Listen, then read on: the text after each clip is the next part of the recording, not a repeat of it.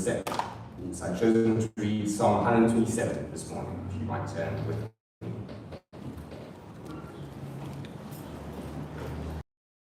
Introduction, these songs of ascent were intended to be sung by Jews on their way up to Jerusalem for the different feasts. Psalm 127 goes like so. Psalm 127, Song of Ascents of Solomon. Unless the Lord builds the house, they labor in vain who build it. Unless the Lord guards the city, the watchman keeps awake in vain. It is vain for you to rise up early, to retire late, to eat the bread of painful labors. For he gives to his beloved, even in his sleep. Behold, children are a gift of the Lord, the fruit of the womb is a reward. Like arrows in the hand of a warrior, so are the children of one's youth. How blessed is the man whose quiver is full of them. They will not be ashamed when they speak with their enemies in the gate. So, Solomon gives 4 motives for human and earthly concern. He is building a house, guarding a city, working for food, and bringing up children. Now, I'm cognizant that currently some of us are building houses, or kitchens. Some of us are former or current Army or Navy officers. Some of us have work or studies, mostly work, that keep us away from sleep. And some of us are raising children or grandchildren and maybe desire children of their own. And all of these items require the Lord. He's the one that builds the house. He's the one that protects.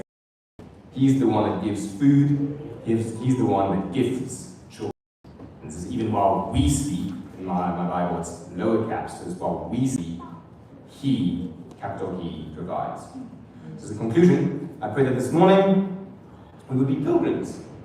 We would cast aside those earthly issues for a time of worship, trusting that we alone cannot, but that the Lord will provide, protect, give, and gift. We'll call the worship team to join on stage and to sing and to lead us in songs.